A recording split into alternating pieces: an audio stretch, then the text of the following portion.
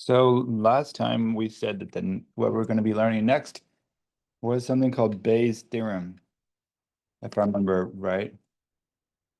And I mentioned that if you play sports, you might be taking, if you're unethical and you play sports, you might be taking performance enhancing drugs and you might get caught for it. But sometimes there's false positives, right? So how do you know what the chances are that somebody who's been caught is actually not really taking the drugs? Well, let's find out. So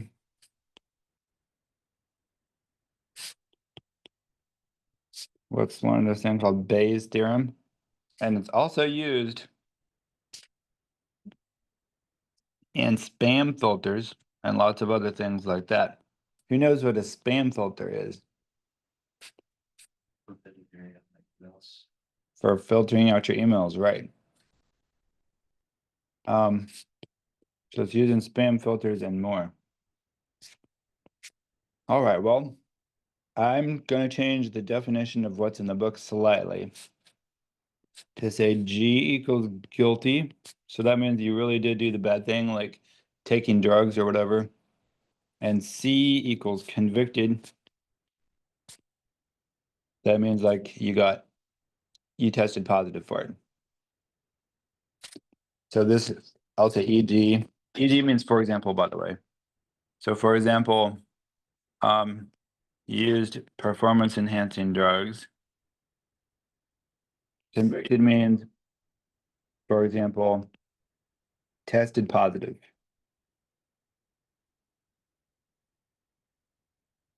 And the formula for Bayes' theorem in two cases, and now it goes on for many more cases, in cases, but for two cases, it's just like this. Probability that you're guilty, given that you tested positive, that you got convicted of it, is equal to the probability. Now watch what happened. It flips the order. Now, by the way, just in case you don't remember, this symbol right here, it means given. So the probability that you're guilty, given that you got convicted. That's what that means. That equals the probability that you got convicted, given that you're guilty, multiplied by the probability that you are guilty, divided by, and then in the bottom, it starts with the same two terms.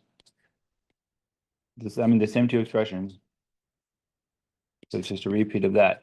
Plus, then it's the complement of the second term. So the probability that you got convicted given that you're not guilty, which is called guilty complement, times the probability that you're not guilty, which is called guilty complement. Like that. Because everybody is either guilty or not guilty. Okay, now let's do a specific example of this. I took a picture of it on my phone.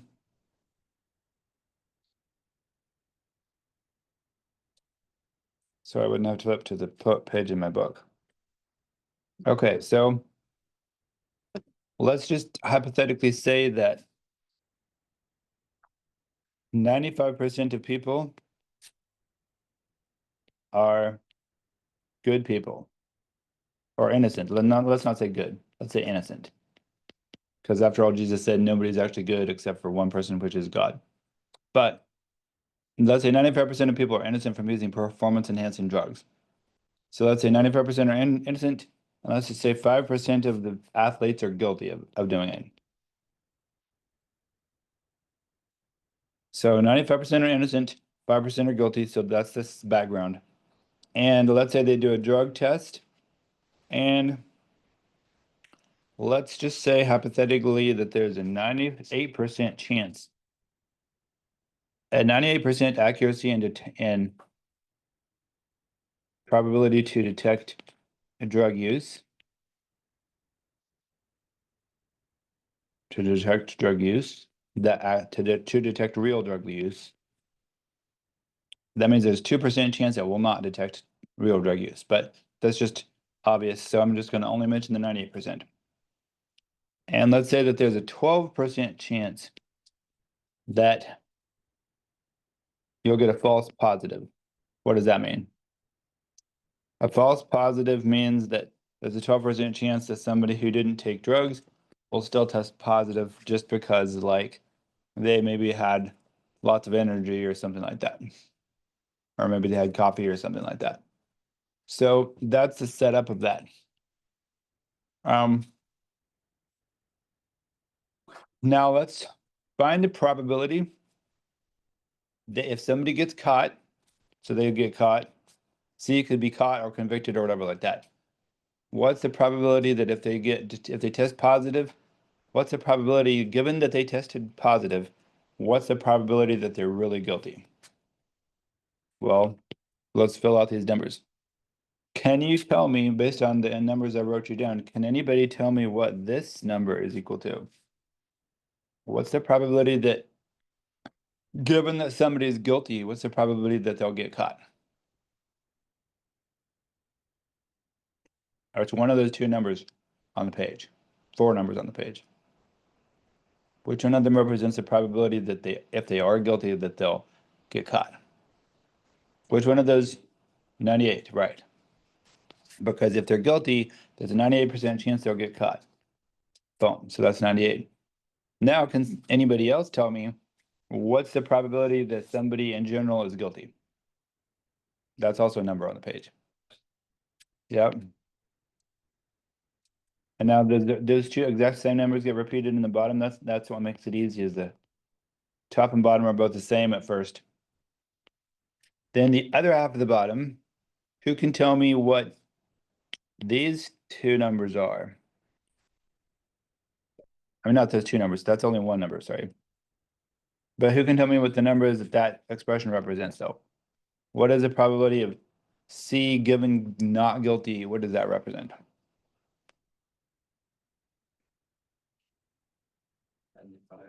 2%. 2%?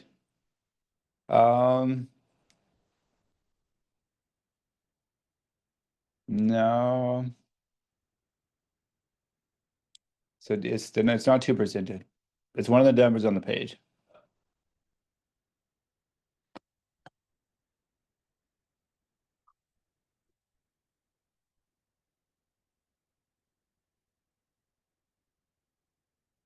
So every number that you need is one of the numbers on the page. Which number would it be? What's the probability you get caught if you're not actually guilty? False. Yep. Because that's a false positive. A false positive drug test means you didn't take any drugs, but you tested positive. So then what's the final number on the page? What's the probability that you're not guilty? Guilty complement. Right.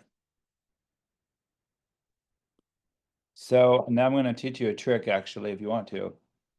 Notice the number on the top is the same. So if you have the same number on top and the same number on the bottom plus a different number, you see, that's the form we have. We have two numbers that are both the same, so we have the same thing on top and then the same thing on the bottom plus something different. If you want to, you can divide that fraction through on both sides, top and bottom side, by that number s. Then you'll just get 1 plus 1 over d divided by s. Now, this is not a book this is not what the book teaches. I'm just showing you a faster way to calculate it. So we could also reduce this fraction to just be 1 over 1 plus point. Oh, and by the way, well, I'll tell that in the next step.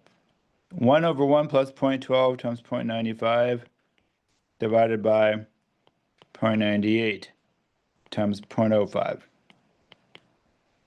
We could also reduce it to that. In fact, now in this fraction, notice that there's two decimal places in both numbers and two decimal places in both numbers. We can multiply this fraction by, that's a total of 4 decimal places. We can multiply this by 10,000 and multiply that by 10,000. And then we can get rid of all 4 decimal places in the problem.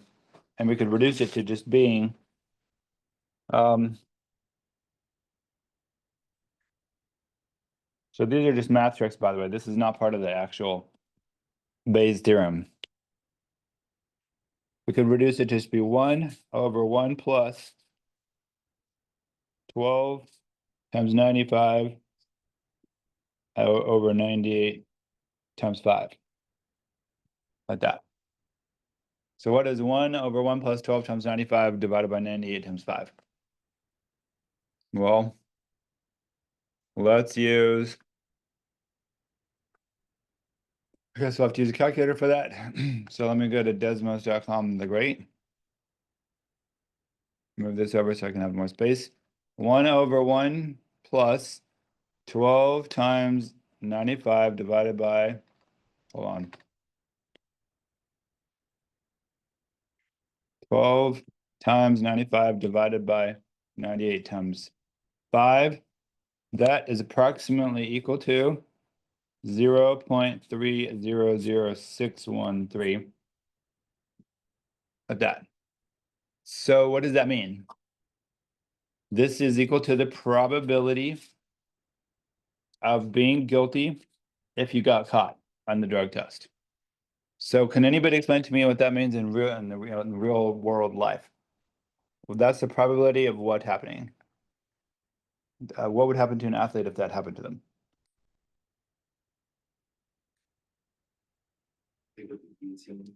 That's the amount of guilty people that get caught. So basically what this means is this symbol right here means given that you got caught. So this represents people who've been caught. So all people who are caught / convicted of PEDs with drug tests. And this side right here, the guilty means that's a probability that they actually are guilty after if they've been caught. So it means this out of all people who are caught / convicted of drug tests, there's only a 30%, only a 30.06% chance that they really are guilty.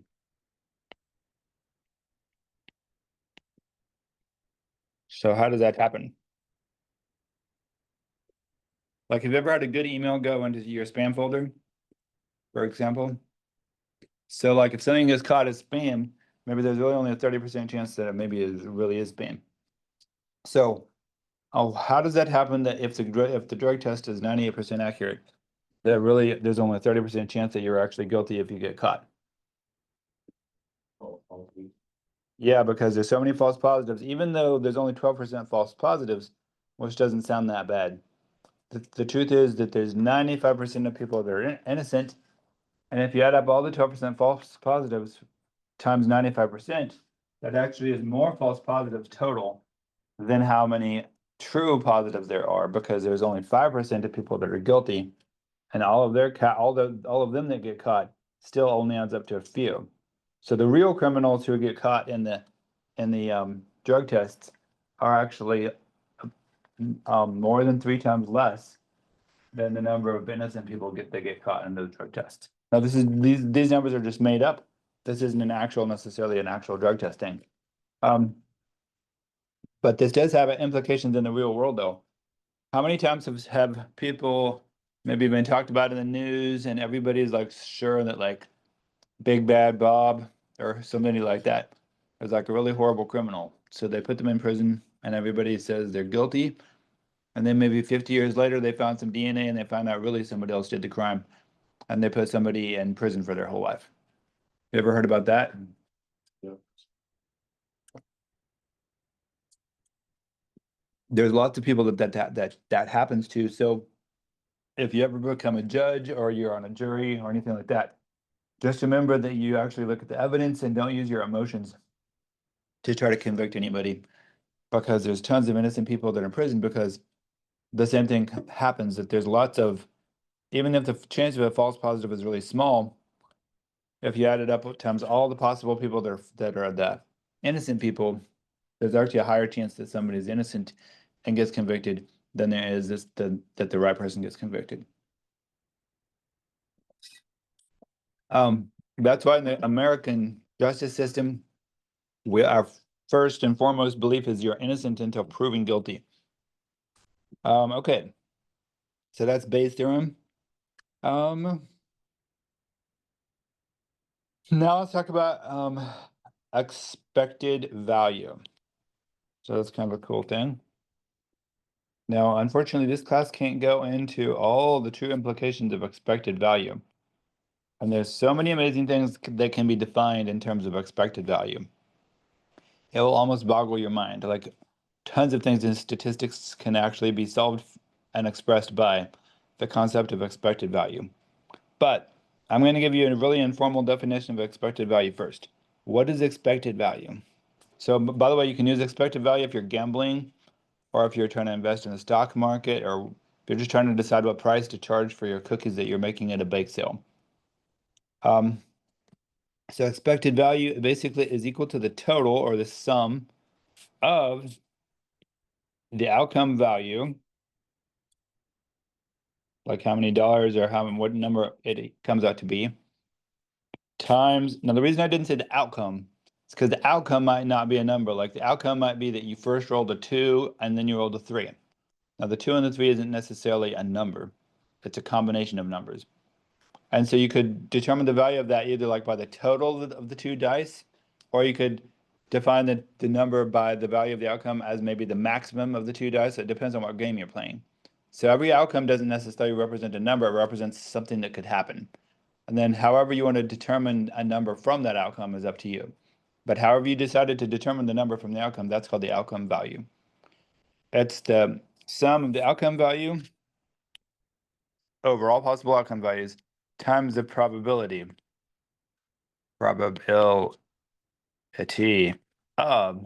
that outcome value. That's basically in a nutshell what expected value is. It's the total of every possible outcome value times the probability of that outcome value. And by the way, this definition lets you skip. You don't have to worry anymore about the fact of equally likely outcomes, as long as you have the correct probability of that outcome value. For example, what is the expected value of the total of 2 dice? 1 out of 12, or 2 out of 12. So if you toss 2 dice and you total the total on the 2 dice after spinning them, what's the expected outcome on? So what's the average outcome out of an infinite number of random tosses? What would it come out to on average after an infinite number of tosses that are all random? Infinite. No, because you can never be more than 12. So if the highest outcome is 12, the average can't come out to be more than 12.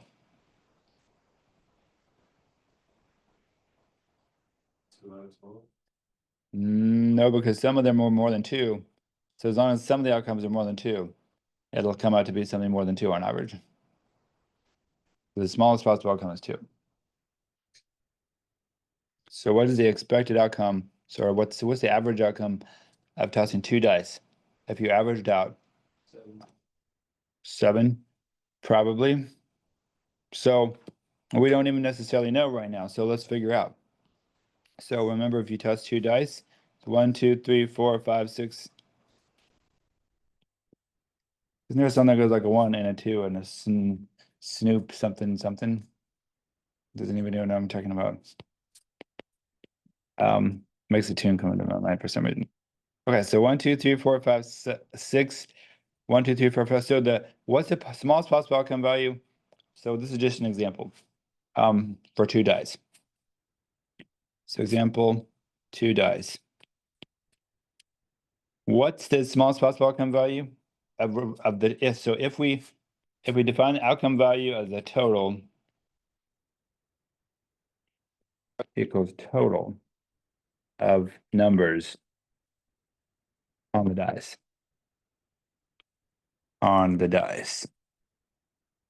Then this sum, that means the total of it, it's going to be equal to the smallest outcome value times the probability of that, plus the next one times the probability of that, plus the next one times the probability of that, plus the next plus next. 1, 2, 3, 4, 5. I need one more. Plus the next. There we go. What's the smallest possible outcome? Actually, there's more. There are more than that or not? There's going to be more than that, probably. But what's the smallest outcome you can get from rolling 2 dice? 2. And how many times does that happen out of 36? Once. Correct. The next outcome is 3, and how many times did that happen out of 36? 2. Right? And the next outcome is 4. How many times did that happen out of 36? 3. Correct. Next outcome is 5. How many times did that happen out of 36? Correct. Next outcome that could happen is 6.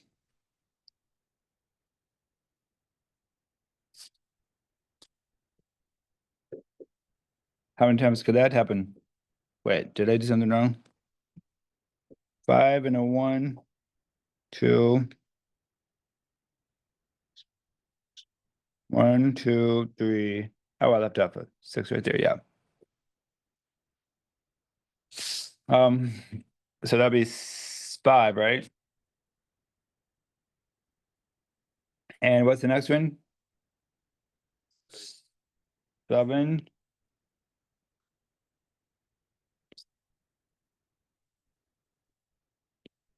And that could happen 1, 2, 3, 4, 5, 6 times out of 36. So the next one could probably happen 7 times out of 36, right? Just kidding.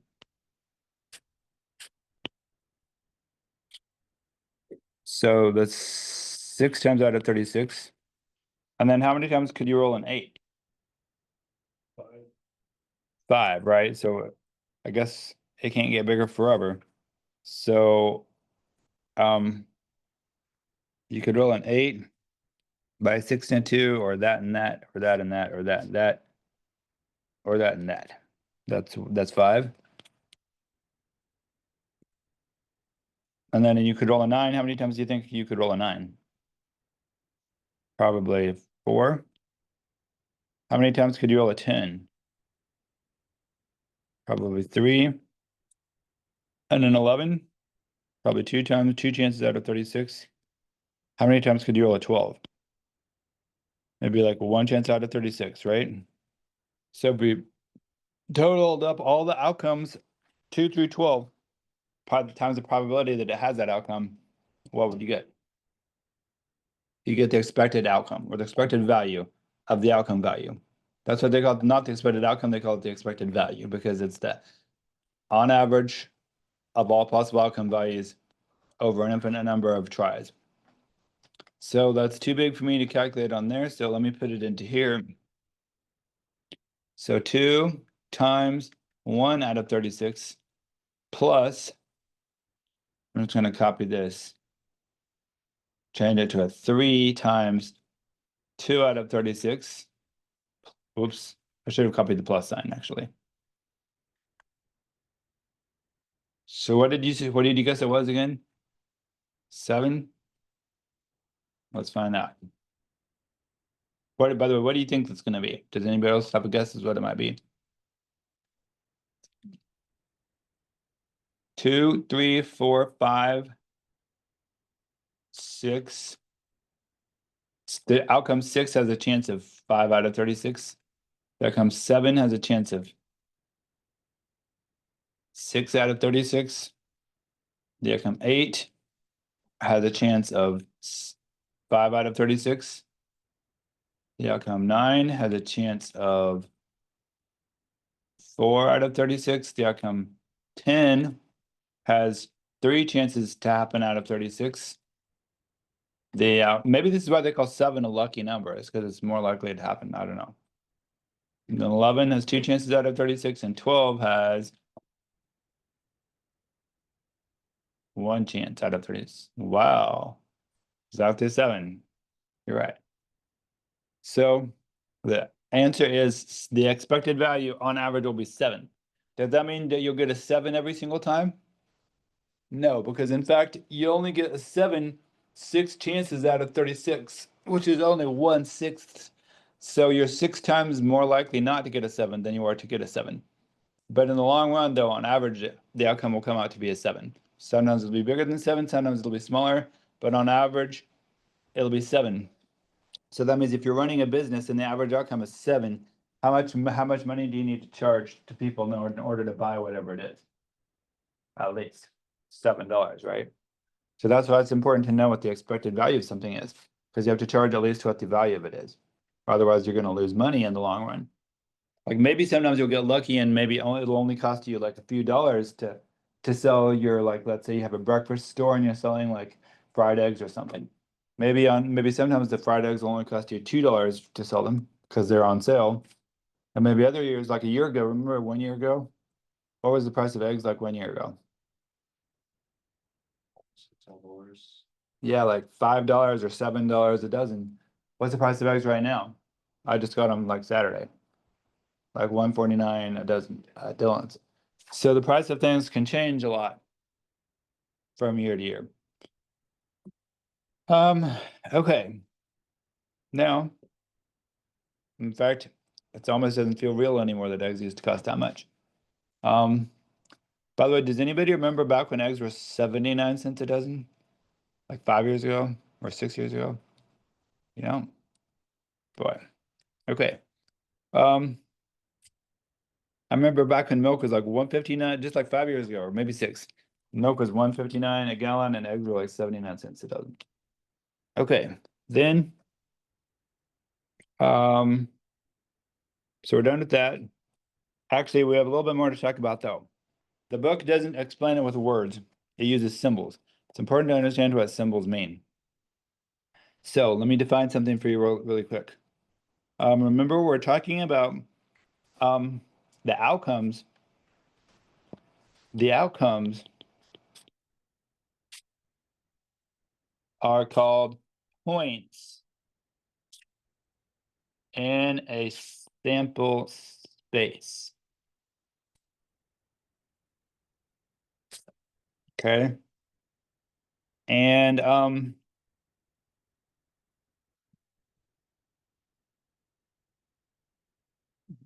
random variable is a way of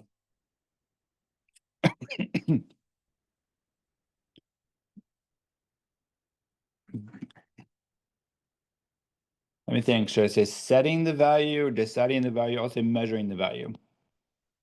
Measuring the value of an outcome by a number. So example, one random variable could be to measure the value of your 2 spins by adding the total of the numbers on the dice. Another way of measuring the outcome could be to say take the maximum. So toss 2 dice and pick whichever one's biggest. Another way could be to take the minimum. Another way could be to multiply them, right?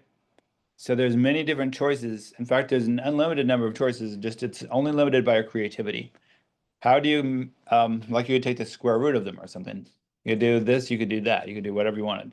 Random variable is just a way of measuring the value of an outcome by a number. Like the total of the two numbers, like the total of the two numbers of the outcome, or the minimum value of the outcome, or the maximum value of the outcome, and it just goes on forever. So a random variable is a way of measuring the value of an outcome by a number. And so therefore it's actually a function, right? Because basically it goes like this. I'm going to give this a name. A random variable x is a way of measuring the value of an outcome s. So that sounds like outcomes. I have an outcome. I'm going to draw an arrow down here. I have an outcome. It's called s for a point. And the s is in the sample space s. The value of an outcome s in the sample space s by a number. And the number that it's measured by is called capital X of S. Just like a function is called f of x, a random variable is called, the value of a random variable is called x of s. So the book says it like this.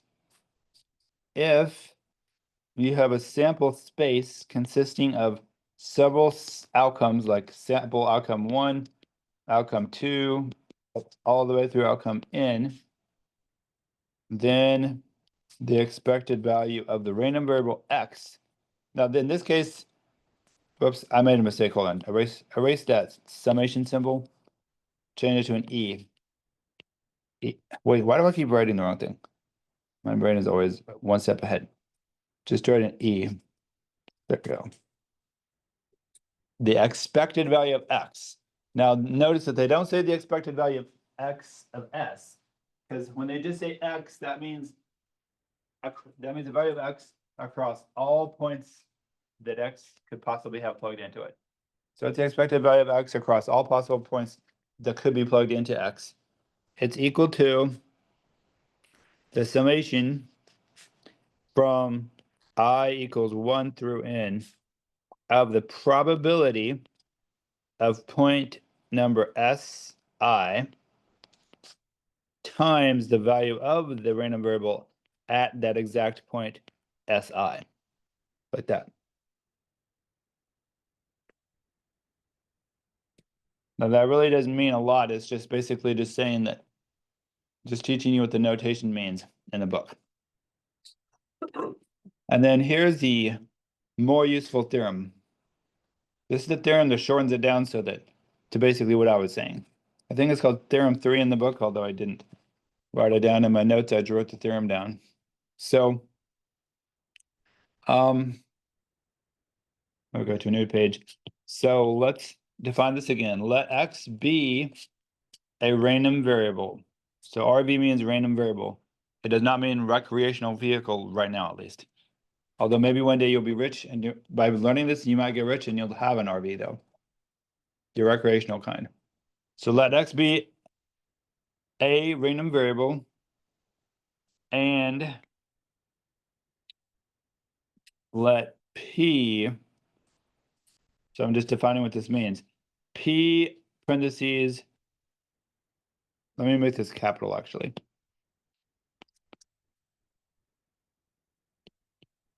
X equals R represent the probability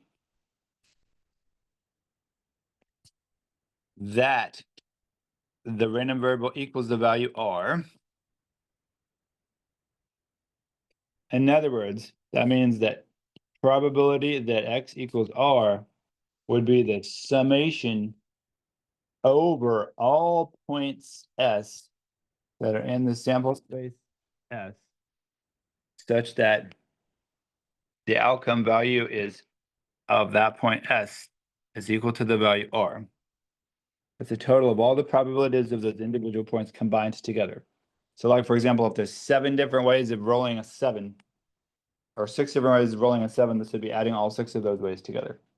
So the Px equals R is just an abbreviation. That means the total probability that X equals R instead of just one piece at a time.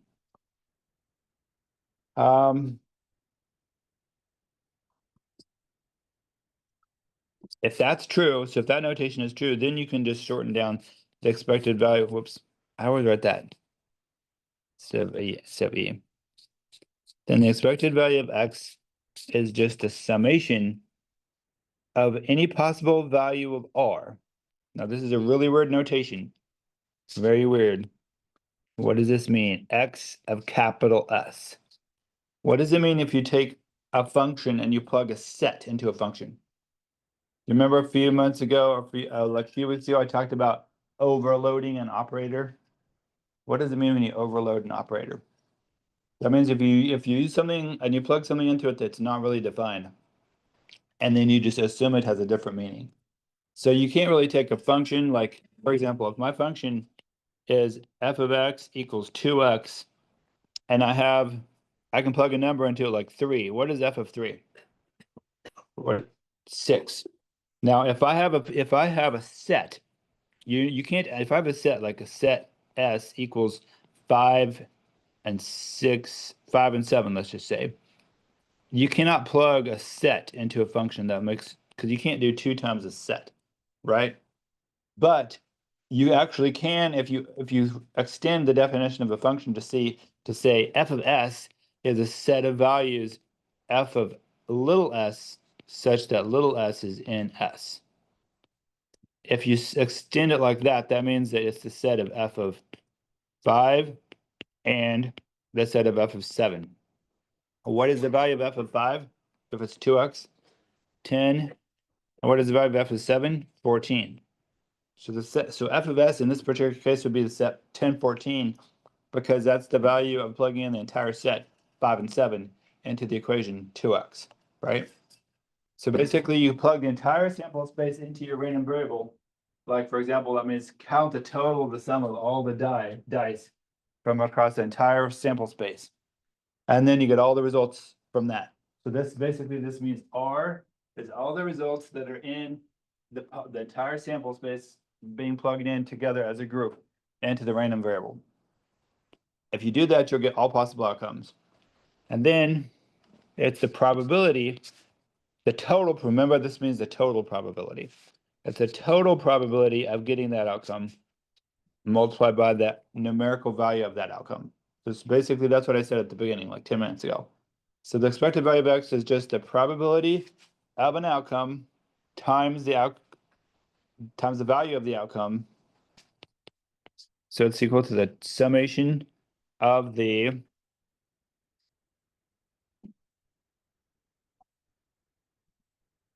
probability of the outcome of a specific outcome, probability of an outcome times the value of the outcome.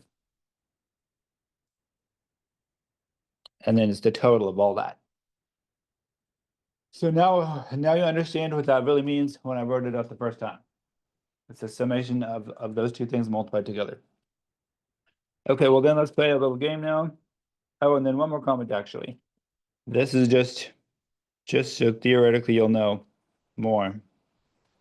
The expected value of a combination of 2 different random variables, expected value of a constant times one plus a constant times the other, is equal to A times the expected value of x plus B times the expected value of y.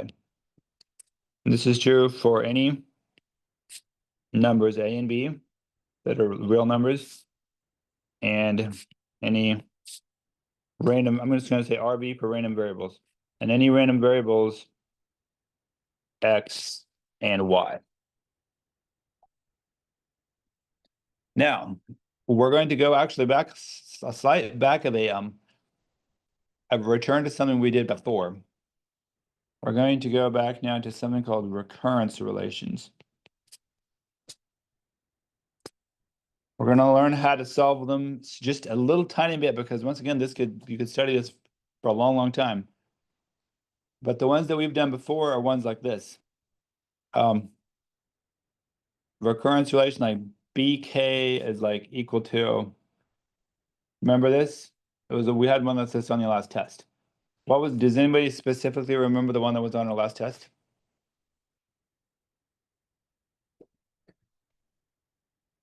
It was like the next BK represents the next number in the sequence. The next number in the sequence is equal to, like, let's say 3 times the number before it in the sequence. And then let's just say, we're gonna say like plus 2 times the one before the one in sequence. That's called a linear homogeneous recurrence relation. And you can solve it by replacing the BK by R squared and moving the BK minus 1 to be R and calling BK, sorry, that was supposed to be BK minus 2. And change the BK minus 2 to be 1. And then move everything to the left side and then factor it out and find the values of R, right? And that one probably doesn't even have a real solution because I just made those up out of my head. But what would happen though if you had some other term though? What would happen if you had some other term in that recurrence relation? So what if it said like BK equals 3BK minus 1 plus 2BK minus 2 plus let's say nothing about BK at all. What if it just said like 7 to the power of n? What if it had some other random thing? That would make it exponentially more difficult to find the solution. But that's what we're going to try to do in the next section. But before we do that, though, let's learn about a type of problem where you might have a recurrence relation involved in the problem. So let's try to study an old game called the Towers of Hanoi. Towers of Hanoi. So supposedly, have you heard about the ancient monasteries that they used to like train people like martial arts and things like that? Like supposedly there's a rumor that says if you wanted to learn like martial arts from the ancient martial arts masters, you had to sit outside in whether it was storms or snow or sun. You had to sit outside of the monastery on like cross-legged, just like sitting there, just like waiting like this for an entire year, like day and night, except for going to the bathroom. And if you did that, then they'd finally give in and they'd train you because they could tell that you were dedicated. Would any of you be willing to sit out there for an entire year on the same spot of ground? That'd be pretty difficult, right? So, and another monastery, they said that you had to move. I think it was 9, or maybe it was 10 or 20. I don't even remember. You had to move these discs from one of these 3 towers to the last of the 3 towers, and you could never put a disc that was bigger on top of a disc that was smaller. So let's see if we can do this problem. I'll let you tell me what to do. Okay, there we go. So theoretically, you should be able to solve this in 7 moves. So let's see if we can move those 3 discs from that tower to the 3rd tower without ever putting a bigger one on top of a smaller one. So I'll ask each of you, tell me what to do next. So Zoe, what do you think I should do? Where do you think I should move the first disc? And there's no wrong or right answer. If we get lucky, we might end up doing it in 7. If we're not lucky, we might end up doing it in more. So and obviously I can only move the top disc. So where do you want me to move the top disc, Zoe?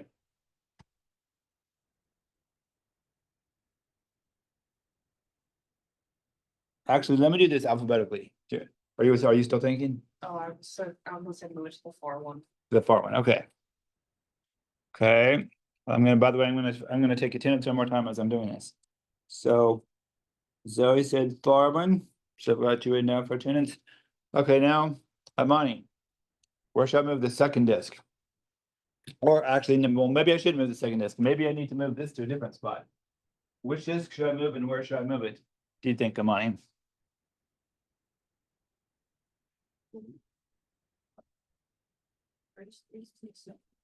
First disc to the second one. Okay, perfect. And remember, our ultimate goal for whoever comes next, because you need to work together as a team. Our ultimate goal is to get all 3 of them onto the 3rd tower, right? But we can never put a bigger one on top of a smaller one, though. So Amani, I've got you written down.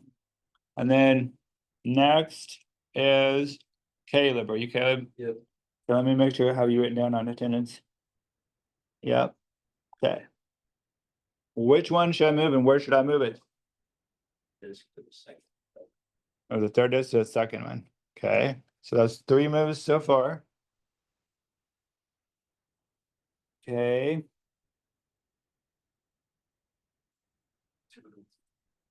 Okay, there's Caleb, got you. Then, okay, who comes next?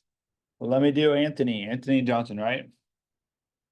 Which one should which of those things should I move next? To the 3rd. Or the first disc to the 3rd. Okay, smart. So Anthony Johnson. Got you.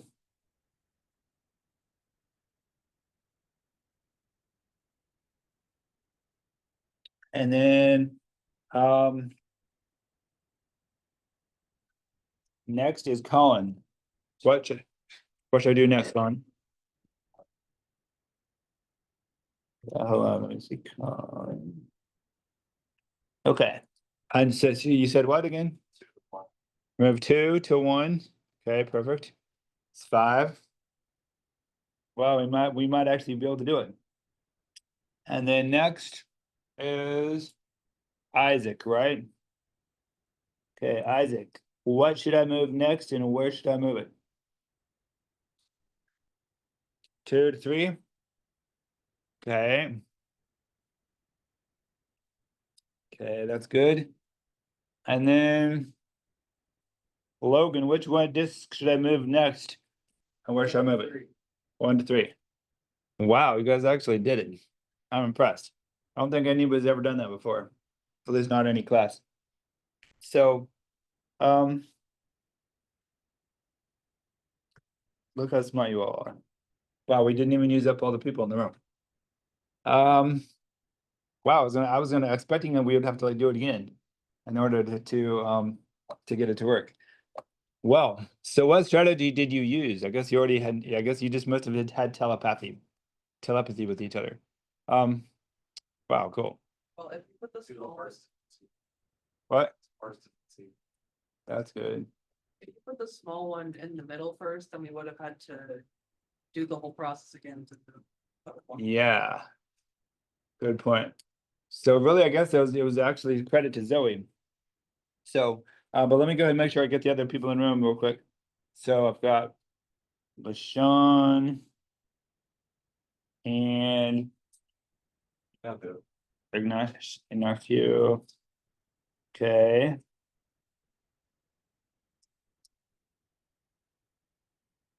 All right. And then Arturo. Okay, perfect. All right, well, I guess that's all for today, but there is a relationship though to how many things it takes. And we only have a couple minutes to talk today, so let's talk about that next time. Like how you can like sort of use a recursive process for solving this problem. It takes a lot of steps though. Like if you had, let's say nine rings, it would take many steps to solve it though. Okay, so that's all for today.